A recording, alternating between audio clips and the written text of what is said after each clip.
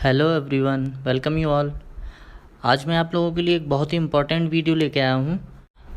आज से मैं नई वीडियो सीरीज़ स्टार्ट करने जा रहा हूँ जिसमें हम सब्जेक्ट वाइज व्यापम के प्रीवियस 5 ईयर्स के क्वेश्चन सॉल्व करेंगे और उनमें क्या कंसेप्ट यूज़ होते हैं उनको देखेंगे। तो ये इस सीरीज़ का हमारा पहला वीडियो है। इस वीडियो में हम स्ट्रेंथ ऑफ मटेरियल के प्रीवियस 5 ईयर्स में जितने भी क्वेश्चन आए हैं सब सॉल्व करेंगे और उनके कंसेप्ट देखेंगे। तो आप ध्यान से इस वीडियो को एंड तक देखिएगा और अगर आपको किसी क्वेश्चन में डाउट आता है तो आप कमेंट सेक्शन में जाके मुझे अपना डाउट लिख सकते हैं। मैं आपका डाउट क्लियर करने की कोशिश करूँगा। तो आइए हम स्टार्ट करते हैं। मेरा पहला क्वेश्चन है, in a simple tensile test Hooke's law is valid up to. हमने टेंसाइल टेस्ट पढ़ा था और उस टेंसाइल टेस्ट से हमने स्ट्रेस स्ट्रेन कर्व बनाया था। तो इसमें हमने 5 पॉइंट पढ़े थे, A B C dash C D E और एफ। ये 6 पॉइंट हमने इसमें पढ़े थे। तो हमारा जो ए पॉइंट था वो था प्रोपोर्शनलिटी लिमिट और बी पॉइंट था इलास्टिक लिमिट। तो मेरा जो हुक्स लॉ वैलिड रहता है कहाँ तक रहता है, केवल ए पॉइंट तक, लिमिट ऑफ प्रोपोर्शनलिटी तक या प्रोपोर्शनल लिमिट तक। क्योंकि इस पार्ट में मेरा जो ग्राफ है वो कैसा रहता है, लीनियर। तो हमारा इसका आंसर हो जाएगा ए, लिमिट ऑफ प्रोपोर्शनलिटी। अब हम नेक्स्ट क्वेश्चन देखते हैं, the ratio of longitudinal stress to longitudinal strain. क्या बोल रहे हैं, लॉन्गिट्यूडनल स्ट्रेस हम सिग्मा से डिनोट करते हैं और लॉन्गिट्यूडनल स्ट्रेन को एप्सिलॉन से। तो स्ट्रेस स्ट्रेन के रेशियो को हम क्या बोलते हैं, मॉड्यूलस ऑफ इलास्टिसिटी, जिसको हम ई से रिप्रेजेंट करते हैं। तो इसका आंसर मेरा क्या हो जाएगा, D, modulus of elasticity. Next question देखते हैं हम। नेक्स्ट है मेरा, when a shaft of diameter D subjected to twisting moment T equal to 6 and bending moment M equal to 4, then equivalent twisting moment.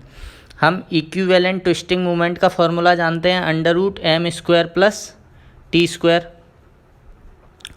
तो यहाँ से मेरा क्या हो जाएगा, m की वैल्यू मुझे दी है 4, तो 4² प्लस 6², इसको सॉल्व करेंगे तो मेरी वैल्यू आ जाएगी 7.211।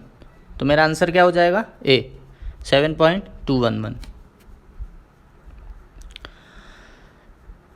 नेक्स्ट क्वेश्चन देखते हैं। नेक्स्ट क्वेश्चन क्या है, when a shaft of diameter D subjected to twisting movement TE and bending movement M equal to 2, then equivalent bending movement.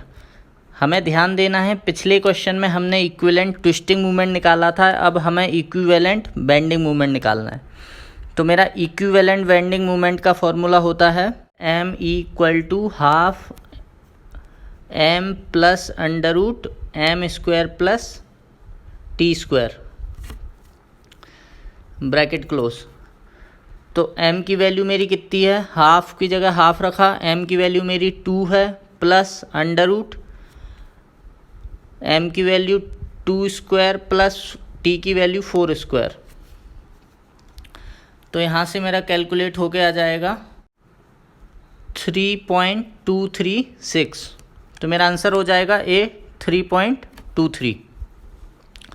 Next question देख लेते हैं, the polar modulus for solid shaft of diameter D equal to 6 is. Polar modulus find करना है, तो polar modulus को हम ZP से represent करते हैं और हमारा ZP इक्वल टू होता है IP/R। तो IP का मेरा फॉर्मूला होता है π/32d4 और अपॉन d/2। तो मेरा फॉर्मूला निकल के आ जाएगा π/16d³। अब d की जगह मैं 6 रखूँगा तो मेरा कितना आ जाएगा, π/16 × 6 का क्यूब, और इसको मैं सॉल्व करूँगा तो मेरा आ जाएगा 42.41। तो मेरा पोलर मॉडुलस कितना आ जाएगा, 42.411। नेक्स्ट क्वेश्चन देखते हैं। नेक्स्ट क्वेश्चन है, the polar moment of inertia of solid circular shaft is. पिछले क्वेश्चन में मुझे पोलर मॉडुलस पूछा था, इसमें पोलर मोमेंट ऑफ इनर्शिया पूछा है। तो मेरा पोलर मोमेंट ऑफ इनर्शिया का फॉर्मूला क्या होता है, IP = π/32 d⁴। तो d की जगह हम क्या रखेंगे, 4⁴। तो इसको जब सॉल्व करेंगे तो मेरा आंसर आ जाएगा 25.13। तो मेरा आंसर हो जाएगा 25.13। नेक्स्ट क्वेश्चन देखते हैं। नेक्स्ट है मेरा the polar moment of inertia of hollow shaft. पिछले क्वेश्चन में जो शाफ्ट थी वो सॉलिड सर्कुलर शाफ्ट थी, इस क्वेश्चन में जो शाफ्ट है वो कैसी है, हॉलो। तो हॉलो शाफ्ट के लिए मेरा IP का क्या फॉर्मूला होता है, π/32 d⁴ माइनस स्मॉल d⁴। ये d है मेरा आउटर डायमीटर और स्मॉल d है मेरा इनर डायमीटर। तो हम स्मॉल d और कैपिटल D की वैल्यू रखेंगे, तो 4⁴ माइनस 2⁴। तो मेरा आंसर आ जाएगा 23.56। बट एग्ज़ाम में हमें ऑप्शन कुछ और ही गिवन है, तो हमारा कोई ऑप्शन मैच नहीं करेगा। तो अगर ऑप्शन मैच नहीं करता है तो घबराने की ज़रूरत नहीं है। कई बार होता है कि क्वेश्चन में जो आंसर दिए रहते हैं वो मैच नहीं करते हैं, क्योंकि गलत ऑप्शन भी दिए रहते हैं। तो इसका हमारा सॉल्यूशन क्या आएगा, 23.56। नेक्स्ट क्वेश्चन देखते हैं। नेक्स्ट है मेरा what is the principal cause of creep. Creep का प्रिंसिपल कॉज क्या होता है। एक्चुअली ये रेलवे का क्वेश्चन है। हमने मटेरियल प्रॉपर्टीज़ पढ़ी थी, क्रीप एंड फैटिग। जो रेल्स होती हैं उन पर जब ट्रेन मूव करती है तो इस ट्रेन के इम्पैक्ट के कारण क्या होता है, रेल्स में एक मोशन प्रोड्यूस हो जाता है जिसको हम बोलते हैं वेव मोशन। इस वेव मोशन के कारण क्या है, रेल्स में क्रीप आ जाती है। तो क्वेश्चन में वही पूछ रहे थे प्रिंसिपल कॉज ऑफ क्रीप क्या होता है। तो प्रिंसिपल कॉज क्या होता है, मूविंग ट्रेन के कारण रेल्स में क्रीप आ जाती है। नेक्स्ट क्वेश्चन देख लेते हैं। What is the Young's modulus of elasticity for perfectly rigid body. तो हमने इलास्टिक कांस्टेंट वाले वीडियो में देखा था कि यंग्स मॉडुलस ऑफ इलास्टिसिटी क्या होता है, स्ट्रेस अपॉन स्ट्रेन। तो अगर मेरी बॉडी परफेक्टली रिजिड होगी तो उसमें स्ट्रेन नहीं आएगा, तो स्ट्रेन की वैल्यू 0 हो जाएगी। तो अगर स्ट्रेन की वैल्यू 0 हो गई तो सिग्मा अपॉन 0 मेरा क्या हो जाएगा, इनफाइनाइट। तो परफेक्टली रिजिड बॉडी के लिए मेरे यंग्स मॉडुलस ऑफ इलास्टिसिटी की वैल्यू कितनी हो जाएगी, इन्फिनिटी। क्लियर। नेक्स्ट देखते हैं। When a member is subjected to axial tensile load, what is the greatest normal stress equal to? अगर किसी बॉडी पर केवल टेंसाइल स्ट्रेस एक्ट कर रहा है तो हमें क्या बताना है, ग्रेटेस्ट नॉर्मल स्ट्रेस। तो हमने नॉर्मल स्ट्रेस का फॉर्मूला पढ़ा था प्रिंसिपल स्ट्रेस स्ट्रेन वाले टॉपिक में। तो नॉर्मल स्ट्रेस का फॉर्मूला होता है sigma n = sigma x plus sigma y/2 plus sigma x minus sigma y/2 cos 2 theta. ये हमने फॉर्मूला पढ़ा था नॉर्मल स्ट्रेस का। अब इस क्वेश्चन में क्या है, केवल एक ही स्ट्रेस एक्ट कर रही है, तो इसको मैं अभी सिग्मा 1 मान के चल रहा हूँ, तो सिग्मा y की वैल्यू 0 हो गई। तो हम इस क्वेश्चन में सिग्मा y की वैल्यू 0 पुट करते हैं, तो मेरा, और सिग्मा x की जगह मैं केवल सिग्मा पुट करूँगा, तो मेरा क्या आ जाएगा, sigma y2 plus sigma y2 cos 2 theta. अब मुझे इस नॉर्मल स्ट्रेस की वैल्यू मैक्सिमम चाहिए, तो मैक्सिमम चाहिए तो इस cos 2 थीटा की मैक्सिमम वैल्यू कितनी हो सकती है, 1। और 1 का इंटू सिग्मा y2 में करूँगा तो क्या आ जाएगा, सिग्मा/2। और sigma by two plus sigma by two कितना हो गया, सिग्मा। तो मेरा मैक्सिमम नॉर्मल स्ट्रेस कितना आ गया, सिग्मा। अब हम मैक्सिमम शीयर स्ट्रेस देख लेते हैं। मैक्सिमम नॉर्मल स्ट्रेस सिग्मा आ गया, मैक्सिमम शीयर स्ट्रेस देख लेते हैं। तो मैक्सिमम शीयर स्ट्रेस का फॉर्मूला होता है सिग्मा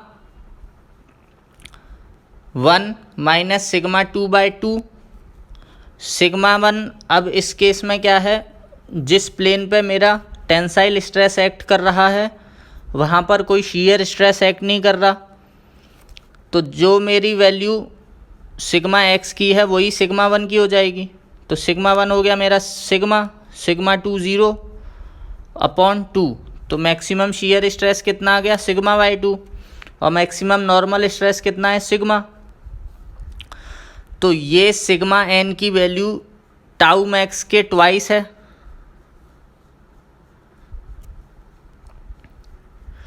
अगर मैं इसको लिखूं, सिग्मा एन की वैल्यू कितनी है, सिग्मा। अगर मैं इसमें 2 का इंटू ऊपर नीचे कर दूं तो 2 से 2 कट जाएगा, यही सिग्मा आ जाएगा। और ये सिग्मा बाई 2 मेरी काई की वैल्यू है, टाउ मैक्स की। तो मेरा सिग्मा एन इक्वल टू कितना आ गया, टाउ मैक्स इंटू 2। तो मेरा मैक्सिमम नॉर्मल स्ट्रेस की वैल्यू मैक्सिमम शीयर स्ट्रेस के 2 गुनी आ गई। वही पूछ रहे हैं क्वेश्चन में। क्या पूछ रहे हैं, greatest normal stress equal to क्या हो जाएगा मेरा, twice the maximum shear stress. Clear.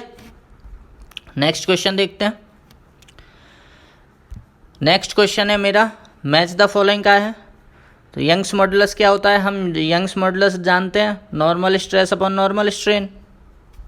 Poisons ratio हम जानते हैं क्या होता है, lateral strain upon longitudinal strain या लीनियर स्ट्रेन। तो मेरा बी का हो जाएगा ए, सेकंड का हो जाएगा ए। नेक्स्ट दिया है बल्क मॉडुलस। तो बल्क मॉडुलस हम जानते हैं क्या होता है, direct stress upon volumetric strain. तो मेरा बल्क मॉडुलस का क्या हो जाएगा, direct stress upon volumetric strain. तो मेरा 2 का ए हो गया और 3 का डी हो गया।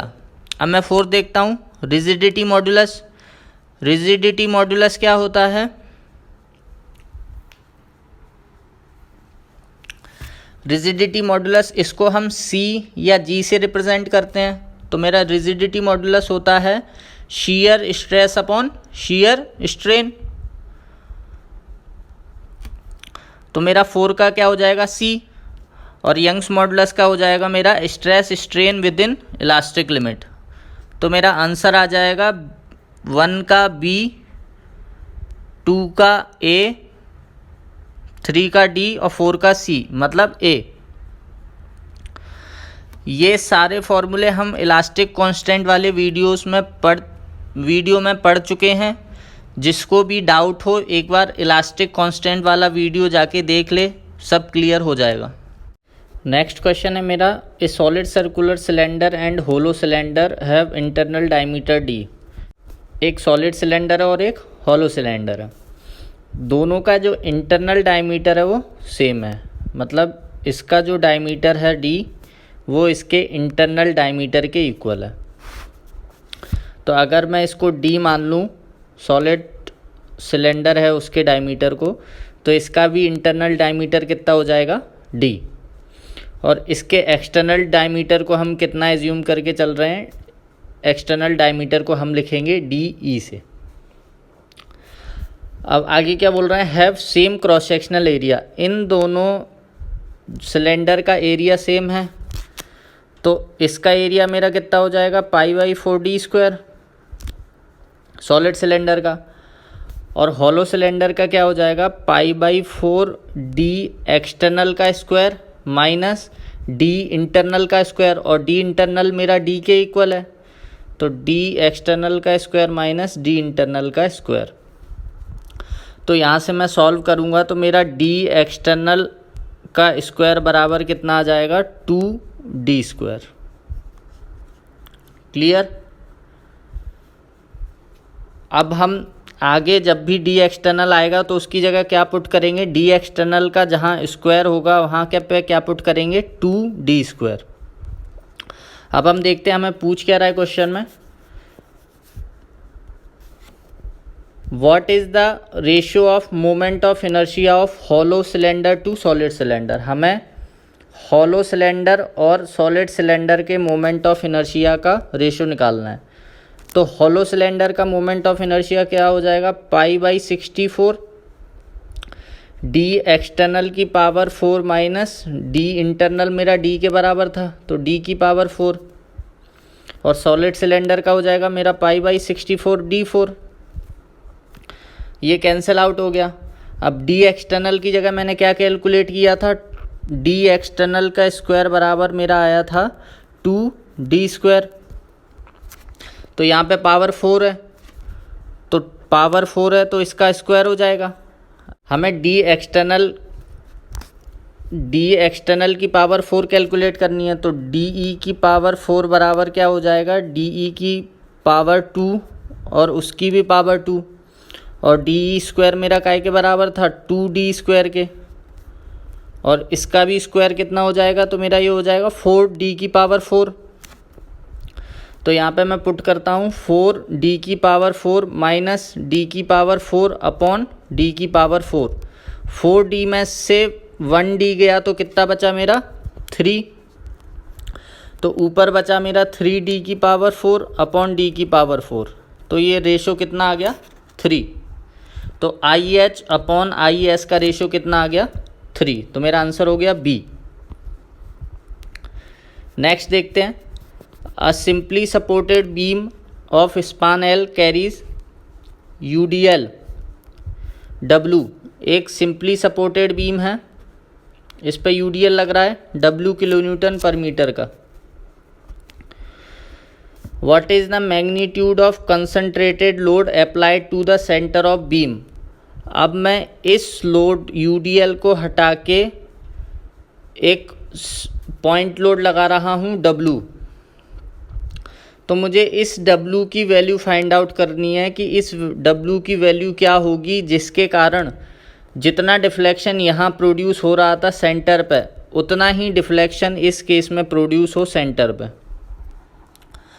तो हमें क्या करना है, इन दोनों के डिफ्लेक्शन को इक्वल करना है। अब सिंपली सपोर्टेड बीम में जब UDL एक्ट करता है तो इस केस में सेंटर पे जो डिफ्लेक्शन आता है वो कितना आता है, 5/384 WL की पावर 4। और जब सिंपली सपोर्टेड बीम में सेंटर पे केवल पॉइंट लोड एक्ट करता है तो उस केस में क्या फॉर्मूला हो जाता है मेरा, अभी मैं जो लोड लग रहा है पॉइंट लोड उसको कैपिटल W कंसिडर कर रहा हूँ। तो इस केस में मेरा जो फॉर्मूला हो जाएगा वो क्या हो जाएगा, WL³ अपॉन 48 EI, और इसमें भी क्या होता है, EI होता है अपॉन में। तो EI से EI कैंसिल हो गया, L³ से L4 कैंसिल किया तो एक L बचा, 48 से 384 को कैंसिल किया तो 8 टाइम्स। तो मेरा W की वैल्यू कितनी आ जाएगी, 5/8 WL। तो अगर मेरे ये लोड की वैल्यू 5/8 WL के बराबर हो जाएगी तो दोनों केस में जो डिफ्लेक्शन आएगी वो सेम आएगी। तो मेरा आंसर क्या हो जाएगा, 5/8 WL। नेक्स्ट हम देखते हैं, What is the recommended value of effective length if end condition effectively held in position and restrained in direction at both end। मतलब कॉलम के केस में हमने डिफरेंट एंड कंडीशन पढ़ी थी। पहली कंडीशन थी जब दोनों एंड हिंज हों तो L इफेक्टिव कितना होता है मेरा, L। जब एक एंड फिक्स हो, एक एंड हिंज हो तो मेरा L इफेक्टिव कितना होता है, L/√2। जब दोनों एंड फिक्स हो तो मेरा L इफेक्टिव कितना होता है,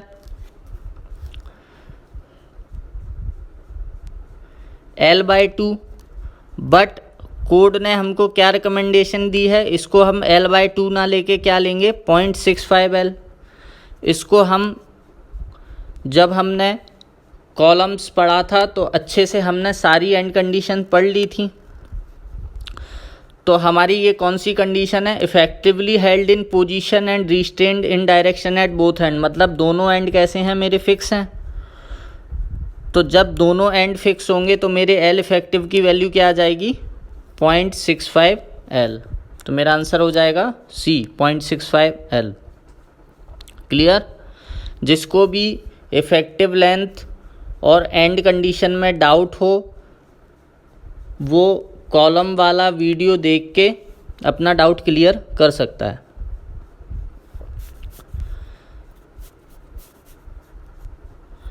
नेक्स्ट है मेरा, in which stage mild steel material behaves as per Hooke's law.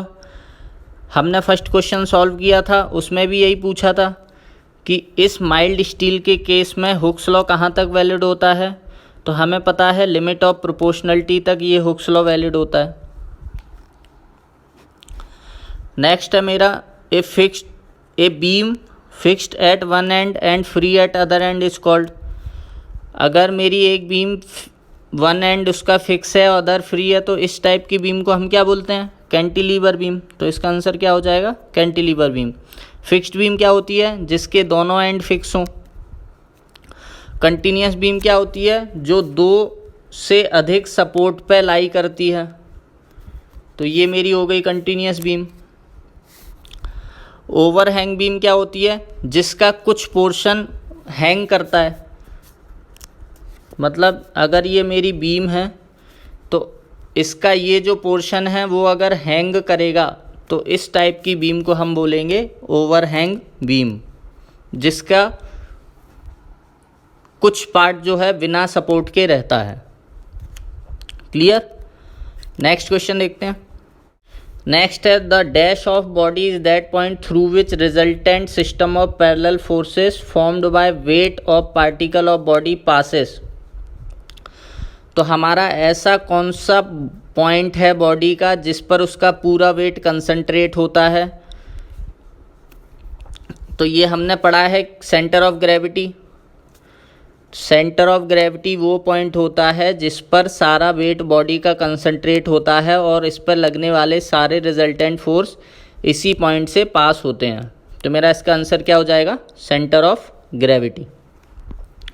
Next question है, find the intensity of stress if steel rod, diameter दिया है स्टील रॉड का, लेंथ दी है और लोड लग रहा है।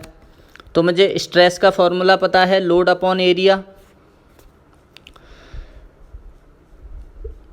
एरिया मेरा क्या हो जाएगा इस केस में? π/4d², क्योंकि रॉड कैसी है मेरी? सर्कुलर रॉड है। डायमीटर दिया है तो उससे पता चल रहा है मुझे सर्कुलर रॉड है। तो P की वैल्यू मैंने रखी 55 किलो न्यूटन में दी थी, उसको न्यूटन में बदला तो 1000 का इंटू हो गया, अपॉन π/4। डायमीटर मुझे दिया था 26.9 का स्क्वायर। इसको मैं सॉल्व करता हूँ तो मेरा आंसर आ जाएगा 96.77 न्यूटन पर mm²। तो हमारा आंसर हो जाएगा A 96.77 न्यूटन पर mm²। नेक्स्ट क्वेश्चन है मेरा, what is the polar moment of inertia of circular plane. हम polar moment of inertia IP का फॉर्मूला जानते हैं, π/32d4। थोड़ा सा मिसप्रिंट हो गया है तो आपको ऑप्शन क्लियर नहीं दिख रहे होंगे, बट ऑप्शन ये होगा मेरा π/32d4। नेक्स्ट क्वेश्चन है, a material has Poisson's ratio. तो हम पॉइजन रेशो का फॉर्मूला जानते हैं, lateral strain upon longitudinal strain. Poisson ratio मुझे दिया है 0.25, उसमें लेटरल स्ट्रेन की वैल्यू दी है मुझे 0.0001। लॉन्गिट्यूडनल स्ट्रेन फाइंड करना है तो लेटरल स्ट्रेन की जगह मैंने 0.0001 रख दिया और लॉन्गिट्यूडनल स्ट्रेन मुझे फाइंड करना है। तो जब मैं इसको सॉल्व करूँगा तो मेरे लॉन्गिट्यूडनल स्ट्रेन की वैल्यू कितनी आ जाएगी? 0.0004। तो हमारा आंसर हो जाएगा A 0.0004।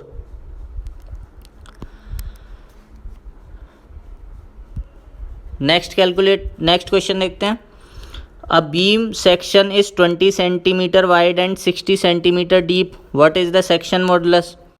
ये मेरी बीम 20 सेंटीमीटर वाइड है, विड्थ इसकी 20 है और डेप्थ इसकी कितनी है 60 सेंटीमीटर।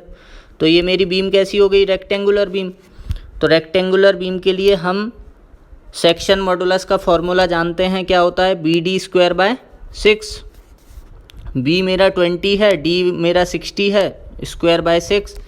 जब मैं इसको सॉल्व करूँगा तो मेरी वैल्यू आ जाएगी 12,000 सेंटीमीटर क्यूब। तो मेरा आंसर हो जाएगा ए 12,000 सेंटीमीटर क्यूब। हमारा नेक्स्ट क्वेश्चन है, ए simply supported beam of span L. एक सिंपली सपोर्टेड बीम है, इसका स्पान एल है, इस पर डब्लू लग रहा है मिड पॉइंट पर। तो हमें क्या पूछ रहा है, what is the value of shear force at support. तो शियर फोर्स एट सपोर्ट मतलब मुझे क्या पूछ रहा है कि यहाँ पर रिएक्शन की वैल्यू क्या होगी, क्योंकि यहाँ पर क्या शियर फोर्स आ रहा है जितनी हमारी रिएक्शन की वैल्यू होगी। तो हम रिएक्शन कैसे कैलकुलेट करते थे, पहले हम सिग्मा वी इक्वल टू 0 लगाते थे।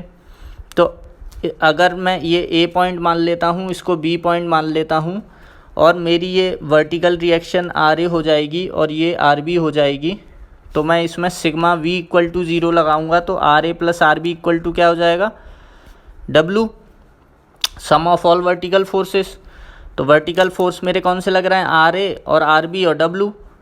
आर ए और आर बी ऊपर की तरफ है इसलिए मैंने पॉजिटिव लिए, डब्लू में नीचे की तरफ लग रहा है तो इसको मैं माइनस डब्लू लूँगा और जब इसको राइट साइड ले जाऊँगा तो प्लस डब्लू हो जाएगा। इसको मैं करके दिखा देता हूँ।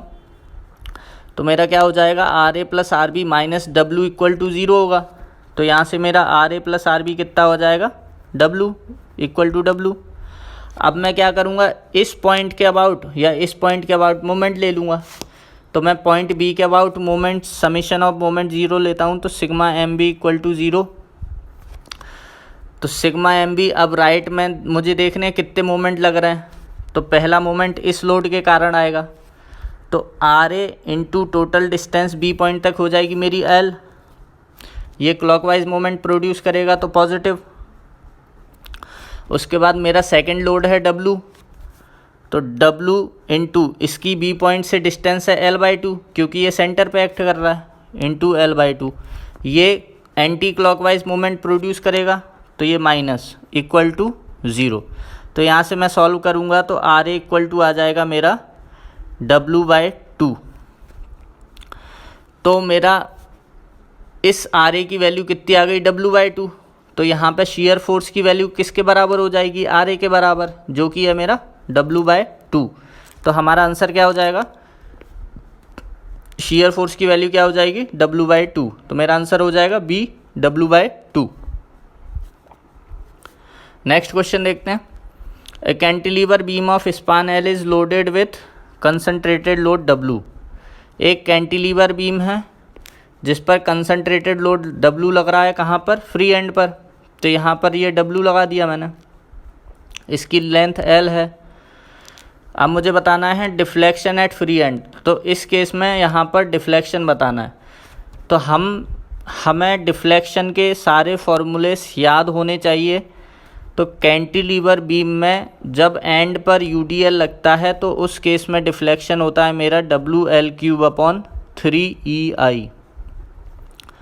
तो मेरा आंसर क्या हो जाएगा, WL3/3EI बॉम्बे। तो मेरा आंसर क्या हो जाएगा, बी, WL3/3EI। नेक्स्ट क्वेश्चन देखते हैं। A steel tie rod of diameter 25 mm। Steel की टाई रॉड दी है जिसका डायमीटर कितना दिया है, 25 mm। उस पर लोड लग रहा है 45 किलो न्यूटन का। यंग्स मॉडुलस ऑफ इलास्टिसिटी की वैल्यू दी है 2 × 10⁵। मुझसे पूछ रहा है लॉन्गिट्यूडनल स्ट्रेन। तो हमने स्ट्रेस स्ट्रेन वाले टॉपिक में एलोंगेशन का फॉर्मूला पढ़ा था, delta L equal to PL/AE। P था मेरा लोड, L थी लेंथ, A था एरिया और E था मेरा यंग्स मॉडुलस ऑफ इलास्टिसिटी। अब इस L को मैं इधर नीचे ले आता हूँ तो मेरा क्या बन जाएगा, delta L/L equal to P/AE। और डेल्टा L/L क्या होता है मेरा, स्ट्रेन। तो इसको मैं स्ट्रेन एप्सिलॉन से लिख सकता हूँ।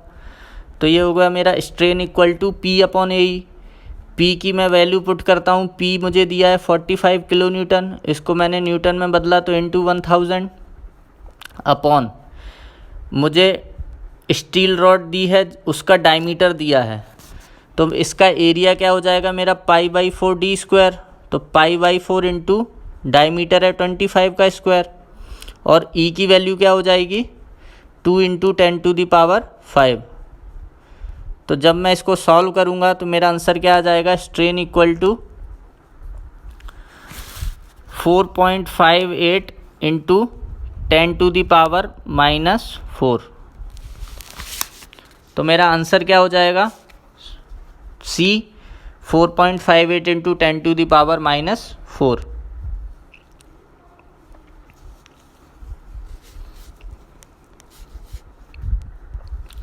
नेक्स्ट क्वेश्चन है मेरा, a cantilever beam of span 2 metre carries UDL 2 kilo newton per metre over entire span. एक कैंटिलीवर बीम है जिसकी लेंथ 2 मीटर है, इसके पूरे स्पान पर यूडीएल एक्ट कर रहा है। हमें क्या निकालना है, बेंडिंग मोमेंट एट सपोर्ट। यहाँ पर बेंडिंग मोमेंट की वैल्यू क्या होगी, तो इस बीम में बेंडिंग मोमेंट कैलकुलेट करने के लिए क्या करेंगे, हम इस यूडीएल को, जो यूडीएल है उसको पॉइंट लोड में बदलेंगे। तो इस यूडीएल को पॉइंट लोड में बदला तो क्या हो जाएगा मेरा, यूडीएल की intensity into total length. UDL की intensity 2 kilo newton per metre दी थी और उसकी लेंथ है 2, और ये जो यूडीएल है वो कहाँ एक्ट करेगा, सेंटर पर। तो इसकी अगर टोटल लेंथ 2 मीटर है तो सेंटर पर एक्ट करेगा, तो ये 1 मीटर पर एक्ट करेगा। तो ये यूडीएल हो गया मेरा, पॉइंट लोड में कन्वर्ट हो गया यूडीएल, और इसकी वैल्यू क्या आ गई 4 किलो न्यूटन। अब मुझे यहाँ पर मोमेंट निकालना है, तो मोमेंट क्या होता है, फोर्स इनटू परपेंडिकुलर डिस्टेंस। तो मोमेंट इक्वल टू क्या हो जाएगा, force into perpendicular distance 1 metre 1, तो क्या हो गया 4 × 1 4 किलो न्यूटन मीटर। तो मेरा आंसर क्या आ जाएगा, 4 kilo newton metre, third. Next, a strut 3 meter long and 60 mm in diameter. One end of strut is fixed while other end is hinge. Effective length of strut find करनी है। strut कैसी है मेरी, one and इसकी fix है और other and hinge है। तो हमने कॉलम वाले चैप्टर में इफ़ेक्टिव लेंथ का फॉर्मूला पढ़ा था कि अगर वन एंड फिक्स होगा अदर एंड हिंज होगा तो इफ़ेक्टिव लेंथ क्या होगी मेरी, L/√2।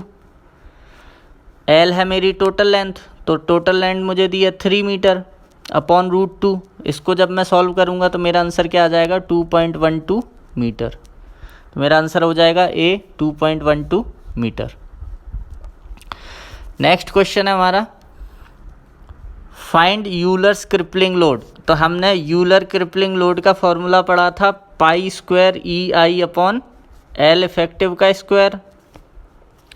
अब इस क्वेश्चन में मुझे क्या क्या गिवन है, इफेक्टिव लेंथ गिवन है 2 मीटर, E की वैल्यू गिवन है 2 × 10⁵, और मेरा क्रॉस सेक्शन वो कैसा है 2 सेंटीमीटर वाइड और 4 सेंटीमीटर डीप, मतलब रेक्टेंगुलर सेक्शन है।